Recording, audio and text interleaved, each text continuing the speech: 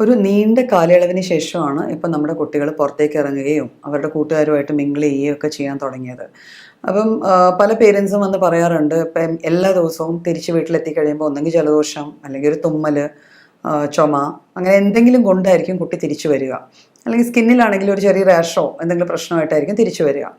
അപ്പം സ്വാഭാവികമായിട്ട് അതൊരു വലിയ കൺസേൺ ആയിട്ട് മാറുവാണ് അല്ലേ, പേരൻസിൻ്റെയൊക്കെ എന്താണ് എൻ്റെ കുഞ്ഞിന് ഇങ്ങനെ എപ്പോഴും എപ്പോഴും വരുന്നത് എന്ന്. അപ്പം പലപ്പോഴും നമ്മളൊരു കുട്ടിയെ അസസ് ചെയ്യണ ആ കുഞ്ഞിനെ കാണുമ്പോൾ അല്ല ആ കുട്ടിയുടെ ഒരു ലുക്കും, വണ്ണം വെച്ചിരിക്കുവാണോ, അതിന് വെയിറ്റ് എത്രയുണ്ട് എന്നൊക്കെ വെച്ചാണ്. ആക്ച്വലി അതല്ല ഒരു കുട്ടിയെ അസസ് ചെയ്യേണ്ട ക്രൈറ്റീരിയ. ഒരു കുട്ടിയെ അസസ് ചെയ്യേണ്ടത് ആ കുട്ടിയുടെ ആക്ടിവിറ്റി ലെവൽസും ആ കുട്ടിയുടെ ഇമ്മ്യൂൺ റെസ്പോൺസസുമാണ്. ആ കുട്ടിക്ക് എത്രമാത്രം ഇമ്മ്യൂണിറ്റി ഉണ്ട്, എത്രമാത്രം ആ കുട്ടിക്ക് പ്രകൃതിയിൽ വരുന്ന ചെറിയ ചെറിയ കാര്യങ്ങളെ, അതിന് ചുറ്റുവട്ടത്ത് അതിൻ്റെ എൻവയൺമെൻറ്റിൽ വരുന്ന ചെറിയ ചെറിയ കാര്യങ്ങളെ ഉൾക്കൊള്ളാനും പ്രതിരോധിക്കാൻ പറ്റുന്നുണ്ട്. അപ്പം അതിനെയാണ് നമ്മളൊരു കുഞ്ഞിൻ്റെ പ്രതിരോധ ശേഷി എന്ന് പറയുന്നത്. അപ്പോൾ പ്രതിരോധ ശേഷിയുള്ള ഒരു കുട്ടി ചിലപ്പോൾ കാണുമ്പോൾ അല്ലെങ്കിൽ ഒരു കാഴ്ചയിൽ നോക്കുമ്പോൾ വലിയ വണ്ണമുള്ള കുട്ടിയായിരിക്കണമെന്നില്ല, ഭയങ്കര എന്താ പറയുക, ഇങ്ങനെ ചബ്ബിയായിട്ട് അതാണല്ലോ നമ്മുടെ ഹെൽത്തിൻ്റെ ഒരു ക്രൈറ്റീരിയ ആയിട്ട് നമ്മൾ കാണുന്നത്. അങ്ങനെ കാണണമെന്നില്ല. പക്ഷേ ഈ കുട്ടിക്ക് പെട്ടെന്ന് അസുഖങ്ങളൊന്നും വരുന്നില്ല. ഈ കുട്ടിക്ക് സാധാരണ കുഞ്ഞുങ്ങളെക്കാളും കാര്യങ്ങൾ ചെയ്യുമ്പം അതിനുള്ളൊരു പ്രാപ്തിയുണ്ട്. കളിച്ചിട്ട് വന്നാലൊന്നും വലിയ ക്ഷീണമില്ല, തളർച്ചയില്ല. അപ്പോൾ ഇത്തരത്തിലുള്ള കുട്ടികളുടെ പ്രതിരോധ ശേഷിയാണ് നമ്മൾ നല്ല പ്രതിരോധ ശേഷിയുള്ള കുട്ടി എന്ന് പറയുന്നത് ഇങ്ങനത്തെ കുഞ്ഞുങ്ങളെയാണ്. അപ്പോൾ എങ്ങനെയാണ് നമുക്കൊരു കുട്ടിയുടെ പ്രതിരോധ ശേഷി ഇമ്പ്രൂവ് ചെയ്യാൻ പറ്റുക? ഇപ്പം അസുഖങ്ങളിൽ നിന്നൊരു പ്രതിരോധ ശേഷി നേടുക എന്നുള്ളതിന് നമുക്ക് കൃത്യമായിട്ട് മരുന്നുകളുണ്ട് അല്ലേ. ഇപ്പം നമ്മൾ ഇന്ന അസുഖം, ഇപ്പോൾ കോവിഡ് വന്നു, അപ്പോൾ ഹോമിയോ മരുന്നുകളുണ്ട് പ്രതിരോധ ശേഷി കൂട്ടാനായിട്ടുള്ളത്, അങ്ങനെ വരാം. പക്ഷെ നമുക്ക് സ്പെസിഫിക് ആയിട്ട് അസുഖങ്ങൾക്കാണ് പ്രതിരോധ ശേഷിക്ക് മരുന്നുകൾ എന്ന് പറയുന്നത്. അല്ലാതെ നമ്മൾ ജനറലി കുട്ടിയുടെ പ്രതിരോധ ശേഷി കൂട്ടണമെങ്കിൽ എന്തെല്ലാം ചെയ്യാൻ പറ്റും? അപ്പോൾ അത് വരേണ്ടത് ആ കുട്ടിയുടെ ലൈഫ് സ്റ്റൈലിൽ നിന്നാണ്. അപ്പോൾ ലൈഫ് സ്റ്റൈലിൻ്റെ ഒരു മേജർ ഭാഗം എന്ന് പറയുന്നത് ഒരു കുട്ടി കഴിക്കുന്ന ഭക്ഷണമാണ്. അപ്പോൾ എന്തൊക്കെ തരത്തിലുള്ള ഭക്ഷണങ്ങളാണ് കുട്ടികൾ കഴിക്കേണ്ടതെന്നാണ് നമ്മൾ ആദ്യം നോക്കേണ്ടത്. ഇപ്പോൾ വളരുന്ന പ്രായത്തിലുള്ള ഒരു കുട്ടിയാകുമ്പോൾ സ്വാഭാവികമായിട്ട് ആ കുഞ്ഞിന് ഏറ്റവും കൂടുതൽ കൊടുക്കേണ്ടത് പ്രോട്ടീൻസ് അല്ലെങ്കിൽ ജീവകങ്ങളാണ്. അപ്പോൾ പ്രോട്ടീൻസ് നമുക്ക് എവിടെ നിന്ന് കിട്ടുന്നു? സ്വാഭാവികം നമ്മൾ ആദ്യം ചിന്തിക്കുന്നത് എന്താ, നോൺ വെജ് അല്ലെ, മുട്ട, പാല് അല്ലെങ്കിൽ ഇറച്ചി, ഈ വക സാധനങ്ങളായിരിക്കും പ്രോട്ടീൻസ് കൂടുതൽ കൊടുക്കുന്നത്. ഇവയെല്ലാം പ്രോട്ടീൻസിൻ്റെ നല്ല സോഴ്സസ് ആണ്, സമ്മതിച്ചു. പക്ഷേ ഒരു കുട്ടിക്ക് പ്രതിരോധ ശേഷിയും കൂടെ കൂടണമെങ്കിൽ ആ കുട്ടിക്ക് കൊടുക്കേണ്ട പ്രോട്ടീൻസ് വെജ് ബേസ്ഡ് പ്രോട്ടീൻസ് ആയിരിക്കണം. ഇപ്പം പണ്ടൊക്കെ നമ്മൾ ചെറുപയർ അരച്ച് അല്ലെങ്കിൽ ഉഴുന്ന് അരച്ച് അങ്ങനത്തെ പലതരത്തിലുള്ള വിഭവങ്ങളാണ് കുട്ടികൾക്ക് കൊടുത്തുകൊണ്ടിരുന്നത്. പലതരത്തിലുള്ള അടകൾ അല്ലെങ്കിൽ ആവിയിൽ പുഴുങ്ങുന്ന പല പല സാധനങ്ങൾ. അപ്പം നാച്ചുറൽ ആയിട്ടുള്ള ഗ്രെയിൻസും പൾസസും ചേർന്ന് ആവിയിൽ വേകുന്ന സാധനങ്ങളിൽ ആൻറ്റി ഓക്സിഡൻറ്റ് പ്രോപ്പർട്ടീസ് കൂടുതലായിരിക്കും. ആൻറ്റി ഓക്സിഡൻറ്റ് പ്രോപ്പർട്ടീസ് കൂടുന്ന മാത്രയിൽ തന്നെ അതിൽ നിന്ന് കിട്ടുന്ന ശരിക്കും കുറേ അധികം എന്താ പറയുക, കുറേ പ്ലാന്റ് ആൽക്കലോയിഡ്സ് ഉണ്ട്, അത് ഫൈറ്റോ കെമിക്കൽസ് എന്ന് പറയും. അതൊക്കെ നമ്മുടെ ശരീരത്തിൻ്റെ വളർച്ചയ്ക്കും പ്രതിരോധ ശേഷി നേടിത്തരാനും തക്കതായ സംഭവങ്ങളായിരിക്കും. അപ്പോൾ ഈ തരത്തിലുള്ള ഭക്ഷണങ്ങൾ വേണം നമ്മൾ കുഞ്ഞുങ്ങൾക്ക് കൂടുതലുമായി കൊടുക്കുക. അതായത് നേച്ചർ ബേസ്ഡ് ഇലക്കറികൾ നമുക്കൊക്കെ അറിയാം, വൈറ്റമിൻസിൻ്റെയും ഫോളിക് ആസിഡിൻ്റെയൊക്കെ സോഴ്സ് എന്ന് വെച്ചാൽ ഇലക്കറികളാണ്. അപ്പം അത്തരത്തിലുള്ള അത് ചേർന്ന് വരുന്ന ഭക്ഷണം വേണം കുഞ്ഞുങ്ങൾക്ക് കൊടുക്കുക. അപ്പോൾ പലപ്പോഴും പേരൻസ് പരാതി പറയാറുണ്ട്, ഇലക്കറികൾ കഴിക്കില്ല, പച്ചക്കറികൾ കഴിക്കില്ല. ഇത് കുഞ്ഞുങ്ങളെ നമ്മൾ ശീലിപ്പിക്കുന്ന രീതികൾ ഡിപ്പെൻഡ് ചെയ്തിരിക്കും. അപ്പോൾ ഹോം ബേസ്ഡ് ഫുഡിൽ തന്നെ നമ്മൾ ഈ വക സാധനങ്ങൾ ഇൻക്ലൂഡ് ചെയ്യാൻ ശ്രമിക്കണം. നട്ട്സ്, പിന്നെ പലതരം സിറിയൽസ് ഉണ്ട് അല്ലേ.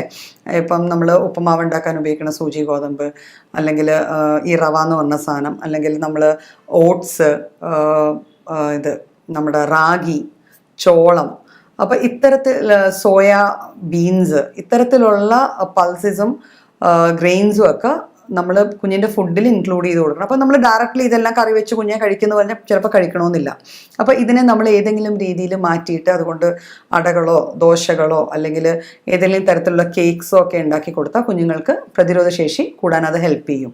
പിന്നെ ഡയറക്റ്റ് ഷുഗറായ പഞ്ചസാരയിൽ നിന്നും വ്യത്യസ്തമായി ചക്കരക്കരിപ്പട്ടി അല്ലെങ്കിൽ ശർക്കര, ഈ രണ്ട് സാധനങ്ങൾ നമുക്ക്, കൽക്കണ്ടം, ഇവയെല്ലാം നമുക്ക് മധുരത്തിന് വേണ്ടി ഇവയെല്ലാം ചേർത്ത് കൊടുക്കാം. പിന്നെ ഡ്രൈ ഫ്രൂട്ട്സിൽ നമ്മൾ ഡേറ്റ്സ്, അതെല്ലാം കുഞ്ഞുങ്ങളുടെ പ്രതിരോധ ശേഷി കൂട്ടാൻ ഹെൽപ്പ് ചെയ്യുന്ന സാധനങ്ങളാണ്. നട്ട്സ് ഞാൻ ഓൾറെഡി പറഞ്ഞു, എല്ലാത്തരം നട്ട്സും സീഡ്സും നമുക്ക് പ്രതിരോധ ശേഷി കൂടാനായിട്ട് ഹെൽപ്പ് ഔട്ട് ചെയ്യുന്ന ഭക്ഷണങ്ങളാണ്. പിന്നെ അവിയൽ പരുവത്തിൽ നമ്മൾ കുഞ്ഞുങ്ങൾക്ക് ഫുഡ് കൊടുക്കാൻ പഠിപ്പിച്ചു കഴിഞ്ഞാൽ നമുക്ക് അതിൽ കുറേയേറെ വെജിറ്റബിൾസ്, ക്യാരറ്റ്സ്, കുക്കുംബേഴ്സ് ഇതെല്ലാം നമുക്ക് ഇൻക്ലൂഡ് ചെയ്യാൻ പറ്റും. സാലഡ്സ് ഒക്കെ, സ്പ്രൗട്ട്സും സാലഡ്സും കുഞ്ഞുങ്ങൾക്ക് അവർ കഴിക്കുന്ന രീതിയിൽ നമ്മൾ അത് ഒതുക്കിയും ഇപ്പം എന്താ പറയുക, നെസ്റ്റും മുട്ടയെന്നൊക്കെ രീതിയിൽ, കിളിക്കൂടും മുട്ടയെന്നൊക്കെ രീതിയിൽ നമുക്ക് പല ഡിഷസ് ഉണ്ടാക്കി കൊടുക്കാൻ പറ്റാറുണ്ട്. അപ്പോൾ അത്തരത്തിൽ ഫുഡ് കുഞ്ഞുങ്ങൾക്ക് കൂടുതലായിട്ട് കൊടുക്കുക. പാൽ എപ്പോഴും ഹോൾസം ഫുഡാണ്, ഒരിക്കലും അത് മാറ്റി നിർത്തേണ്ട കാര്യമില്ല. പാല് കുഞ്ഞുങ്ങൾക്ക് റെഗുലറായിട്ട് കൊടുക്കാവുന്ന ഒരു സാധനമാണ്, അത് നമുക്ക് കൊടുക്കാം. ഫ്രൂട്ട്സിൽ ശ്രദ്ധിക്കേണ്ട ഒരു കാര്യം, സീസണൽ ആയിട്ടുള്ളതും നമുക്ക് അവൈലബിൾ ആയിട്ടുള്ള ഫ്രൂട്ട്സ് ആണ് ഏറ്റവും കൂടുതൽ കുഞ്ഞുങ്ങൾക്ക് കൊടുക്കേണ്ടത്. അതാണ് അവർക്ക് അത് ആക്സെപ്റ്റ് ചെയ്യാൻ, അവരുടെ ബോഡിക്ക് അത് ആക്സെപ്റ്റ് ചെയ്യാനും ആ ടൈപ്പ് ഓഫ് ഫുഡായിരിക്കും കുറച്ചുകൂടി ഹെൽപ്ഫുൾ ആവുക. പിന്നെ ജങ്ക് ഫുഡ്സ് മാക്സിമം കുറയ്ക്കുക. അത് പുറമേ നിന്ന് മേടിക്കുന്ന ഗ്രിൽസ്, അല്ലെങ്കിൽ നമ്മളിപ്പം ഓൾറെഡി പത്രവാർത്തകളിലൊക്കെ കാണുന്നുണ്ട്, നമ്മൾ പുറമേ നിന്ന് മേടിക്കുന്ന ഫുഡ് കൊണ്ട് കുഞ്ഞുങ്ങൾക്ക് ഉണ്ടാവുന്ന ഒരു അഡ്വേഴ്സ് എഫക്ട്സും അതിൻ്റെ കോംപ്ലിക്കേഷൻസും ഒക്കെ നമ്മൾ നല്ല രീതിയിൽ വായിക്കുന്നുണ്ട്. അപ്പം അത്തരത്തിലുള്ള ഫുഡ് അവോയ്ഡ് ചെയ്തിട്ട് ഹോം മെയ്ഡ് ഫുഡിൽ തന്നെ കുഞ്ഞുങ്ങളെ നമ്മൾ മെയിൻറ്റെയിൻ ചെയ്യാൻ നോക്കുക. ജങ്ക് കാലറീസ് തരുന്ന രീതിയിലുള്ള ബേക്കറീസ് അവോയ്ഡ് ചെയ്യുക. പലപ്പോഴും പേരൻസിൻ്റെ പരാതി, അവൻ ബിസ്ക്കറ്റ് അല്ലാതെ ഒന്നും കഴിക്കില്ല. ഒരു കുഞ്ഞൊരിക്കലും സ്വതവേ പോയി ബിസ്ക്കറ്റ് വാങ്ങുകയല്ല ചെയ്യുന്നത്. നമ്മളുടെ എളുപ്പത്തിന് വേണ്ടി അത് ശീലിപ്പിക്കുന്ന ഒരു കാര്യമാണ്. ഇപ്പോൾ യാത്ര മധ്യയോ അല്ലെങ്കിൽ നമ്മൾ ഒരു ദൂരെ എവിടെയെങ്കിലും പോവുകയാണ്, അവിടെ നമുക്ക് വേറെ ഒന്നും കിട്ടുന്നില്ലെങ്കിൽ കൊടുക്കുന്ന പോലത്തെ ഒരു സാധനം മാത്രമായി മാറ്റണം ഈ ബേക്കറി ഐറ്റംസ്. അതർവൈസ് കുഞ്ഞുങ്ങളെ നാച്ചുറൽ ഫുഡിൽ തന്നെ സ്റ്റിക്ക് ഓൺ ചെയ്യാൻ നമ്മൾ പഠിപ്പിക്കുക. ഈ ഫുഡിൻ്റെ കൂടെ തന്നെ കുഞ്ഞിൻ്റെ ഉറക്കശീലം, മലശോധനയുടെ രീതികൾ, അതായത് കുഞ്ഞുങ്ങളെ അത് രാവിലെ തന്നെ ശീലിപ്പിക്കാനുള്ള ഒരു ശ്രമം നമ്മുടെ ഭാഗത്തുനിന്ന് ഉണ്ടാവണം. അപ്പം അത്തരത്തിൽ ജീവിതശൈലിയിൽ കുട്ടിക്കാലം മുതലേ ഒരു ചിട്ട വന്നു കഴിഞ്ഞാൽ അത് ലൈഫ് ലോങ് മെയിൻറ്റെയിൻ ചെയ്യാനും പറ്റും. കുട്ടികളുടെ പ്രതിരോധ ശേഷി എപ്പോഴും മുന്നിട്ട് തന്നെ നിന്ന്, അപ്പോൾ എപ്പോഴും അടിക്കടി അവർക്ക് അസുഖങ്ങൾ വരാതിരിക്കത്തക്ക വിധത്തിൽ നമുക്ക് അവരെ വളർത്തിയെടുക്കാൻ പറ്റും.